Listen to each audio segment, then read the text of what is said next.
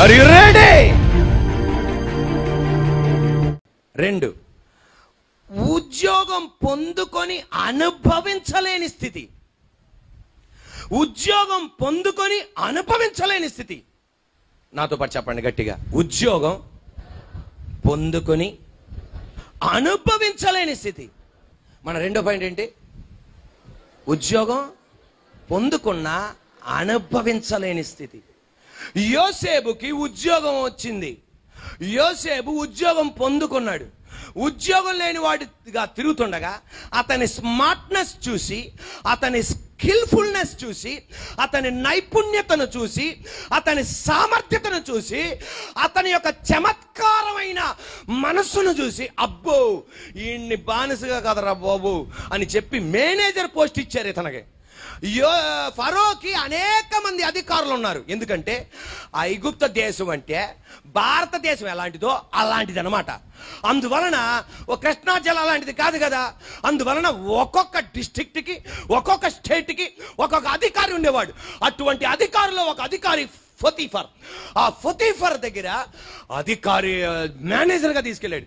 మేనేజర్గా తీసుకెళ్ళి, ఇదిగా నాకు నా భార్యకే పైన నువ్వు ఉంటావు, మిగతా వాళ్ళందరికీ నువ్వే పైన, ఇది మొత్తం నువ్వే పరిపాలించన్నాడు.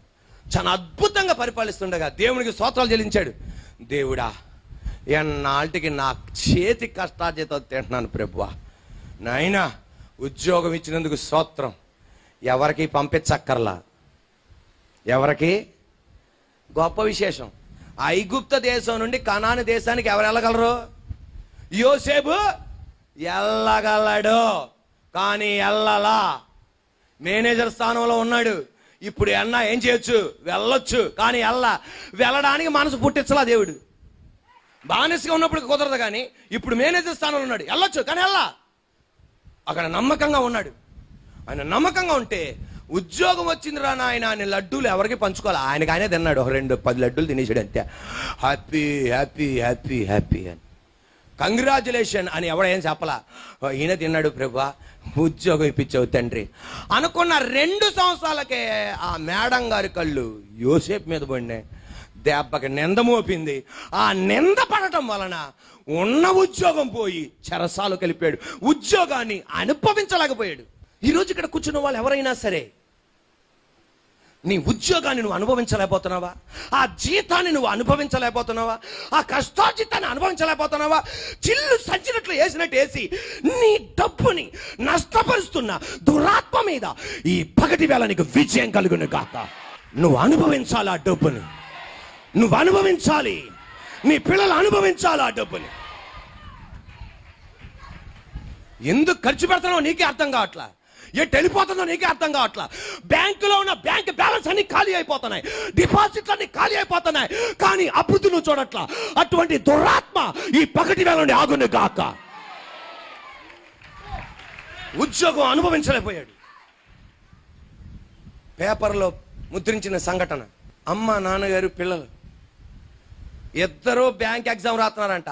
1 మార్కులో 0.5లో పోతుందంట. ఎన్నో ఎగ్జామినేషన్ అపేర్ అయి పెద్ద బాబుకి బ్యాంక్ ఉద్యోగం వచ్చింది. బ్యాంక్ ఉద్యోగం వచ్చింది. ఎంతో సంబరపడిపోయాడు. తన ఫ్రెండ్స్ అందరినీ పిలిచాడు.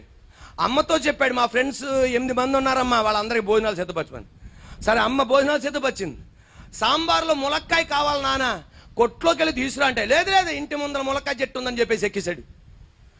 ఎక్కి పైన ములక్కాయ విర్రగొడుతుండగా ఆ కొమ్మ విరిగిపోయి కిందకి పడింది. పేపర్లో ప్రచురించిన సంఘటన. విడిపోగానే టాప్ అని కింద పడ్డాడు. వెన్నెముక ఇరిగిపోయింది.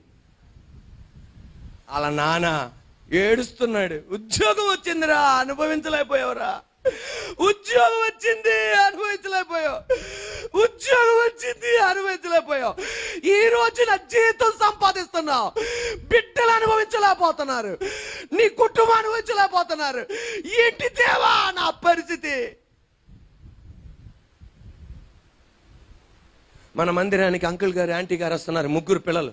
నేను చెప్తే పాత విశ్వాసాలకు అర్థమవుతుంది ఇది. అమ్మ నాన్నగారు 3 పిల్లలు.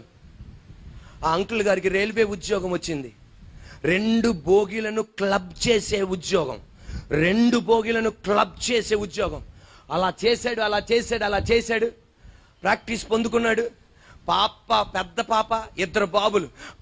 ఉద్యోగానికి వెళ్తుండగా పాప శిరస్సు మీద చేసి, మన కష్టాలన్నీ పోయినాయి అమ్మా, మీరేమనుకున్నారో ఆ చదువుకోవచ్చమ్మా, 2 పిల్లలను పట్టుకొని మీరేమనుకున్నారో ఆ చదువుకోవచ్చురా అని చెప్పేసి ఉద్యోగానికి వెళ్ళాడు.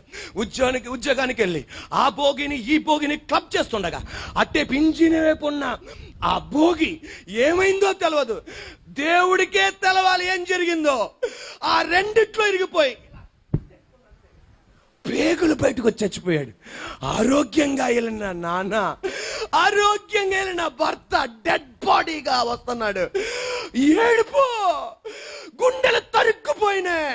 ఉద్యోగం వచ్చింది, అనుభవించలేకపోతున్నారు. మార్గ మధ్యలో విడవని ఒక నమ్మదగిన దేవుడు ఉన్నాడు. నీ ఇంట్లో ఇటువంటి సంఘటనలు జరిగిన వాళ్ళు ఇక్కడ ఉన్నారు. నా దేవుడు అయినా ఆయన లేని లోటును తీర్చి నీ బిడ్డల ఎవ్వరికీ అన్యాయం చేయలా. ఇటువంటి సందర్భం గుండా వెళ్తున్న నీతో దేవుడు చెప్పేది, నీకు కూడా అన్యాయం చేయడు ఆయన. ఆల్రెడీ ఆయన ఎవరో నీ ఇంట్లో రుజుపరుస్తున్నాడు. ఆయన నీ పాప బతుకులో రుజుపరుస్తున్నాడు. ఆయన నీ చిన్న కొడుకు బతుకులో రుజుపరుస్తున్నాడు. ఆయన నీ పెద్ద కొడుకు బతుకులో రుజుపరుస్తున్నాడు. ఆయన నీ ఇంట్లో దుఃఖం ఉంది, సాతానుగాడి చేయని ఎవటి చేయని నిన్ను విడవని దేవుడున్నాడు. దానియేలు, బానిసైన దానియేలుని దేవుడు సింహాసనానికి ఎక్కించాడు. సింహాసనానికి ఎక్కిస్తే రాజు తర్వాత, నెబుకద్నెజర్ రాజు తర్వాత, దార్యావేషు రాజు తర్వాత, కోరేషు రాజు తర్వాత ఉన్నత స్థానం కలిగిన ఈ దానియేలుని అందరూ ఏమన్నా తెలుసా, మన ఊరోడు కాదు, మన దేశంవాడు కాదు, అమినన్, మన ఊరోడు కాదు, మన దేశంవాడు కాదు, మన భాషవాడు కాదు, వాడు మనకి మించిపోతాడా? ఉండకూడదండి, వీడు ఉండకూడదని చెప్పి మాంత్రిక శక్తులు ఉపయోగించారు, చేతబడి శక్తులు ఉపయోగించారు చచ్చిపోవాలని. అయినా దేవుడు కాపాడటం వలన ఇతని సింహాల బోళ్ళ పడేస్తే సస్తాననుకుంటే మోకాలుంచాడు. నువ్వే నా దిక్కయ్యా, నువ్వే ఈ స్థానానికి నడిపించావయ్యా.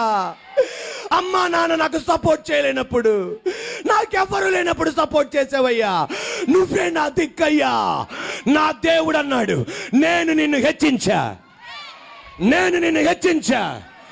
సరిపోలా, నేను నిన్ను హెచ్చించా, ఎవడడ్డు నిలబడతాడో నేను చూస్తానన్నాడు. సరిపోలా చప్పట్లు. నేను నిన్ను హెచ్చించా, నేను ఈ స్థానానికి తీసుకొచ్చా. ఎవడు నీ పదవికి వ్యతిరేకంగా ఏ రాజు నిలబడతానో నేను చూడబోతున్నా, ఏ మంత్రి నిలబడతానో నేను చూడబోతున్నాను అన్నాడు. అంతే. ఈ పగటి వేళ చప్పట్లు కొడుతుండగా నజరేయుడైన యేసు నామములో నీకు అనుభవించింది, నీకిచ్చినది నీ బిడ్డల తరం అనుభవించును గాక. దానికి వ్యతిరేకంగా నిలబడుతున్న ప్రతి అంధకార శక్తుల మీద ఇప్పుడే విజయం కలుగును గాక. 2 చేతులు పైకి యేసయ్యానండి. బిడ్డల తరం దానికి వ్యతిరేకంగా అవిధేయతైన, పాపమైన, శాపమైన యేసు రక్తంలో కొట్టివేయబడి నీ కృప, యెహోవా యందు భయభక్తులు గల వారి కృప భూమి మీద ఆకాశం ఎంత ఉన్నతంగా ఉన్నదో అంత ఉన్నతంగా ఉన్నది. కృప చేత తరతరములు నీ రాకడ వరకు నిలబెట్టును గాక. యేసయ్యా. మన మందిరానికి ఒక తమ్ముడు వస్తున్నాడు.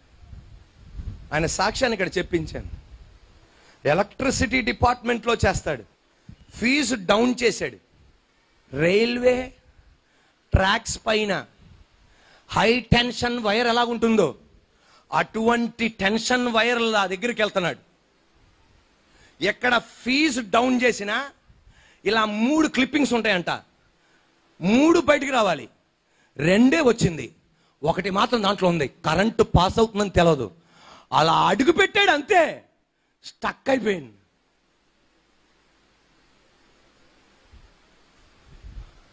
దేవుడు మహాదయ అలా కిందకి పడ్డాడు. అతని 2 చేతులు సర్వీ కర్ర చూశారండి ఎక్కడన్నా? సర్వీ కర్రలాగా అయిపోయింది, అంతే. హాస్పిటల్కి తీసుకెళ్లారు. ఉద్యోగం పొందుకున్నాడు, కానీ ఏం చేయలేకపోతున్నాడు, అనుభవించలేకపోతున్నాడు. హాస్పిటల్కి ఐసీయూ రూమ్కి వెళ్ళాను. చూడగానే అన్నయ్య, 2 పిల్లలు అన్నయ్య, 2 పిల్లలు అన్నయ్య, ఇంక ఉద్యోగం చేయలేను అన్నయ్య, రేపు నా 2 చేతులు తీసేస్తారంట. అక్కడే నా కండ్లోని బడబడ నీరు కారిపోయినాయి. మన మందిరానికి వచ్చే నర్సెస్ అక్కడ ఉన్నారు. అన్నయ్య రేపు తీసేస్తారంట.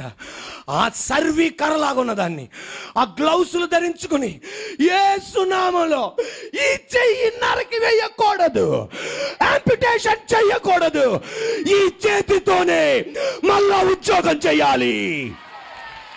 యేసయ్యకి మహిమ కలుగును గాక. ఇప్పుడు ఆమె యేసయ్యకి మహిమ కలుగును గాక.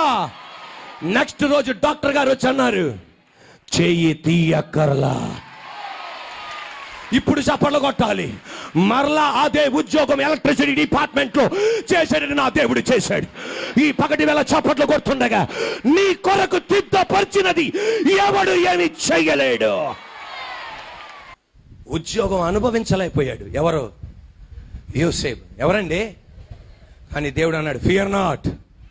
ఆమేనండి. ఫియర్ నాట్, భయపడద్దు. అక్కడ ఉంటే బతుకంతా అక్కడే ఉంటావు.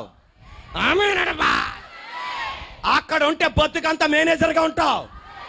నిన్ను నేను అలా చూడాల. Praise the lord. 4 కాళ్ళ కుర్చీల మీద కాదు ఆయన నిలబడింది. 4 కాళ్ళ కుర్చీల మీద కాదు సింహాసనం మీద కూర్చుంది. దేవుని కృపాన హస్తం మీద ఆయన కూర్చున్నాడు అంతే. హల్లెలూయా.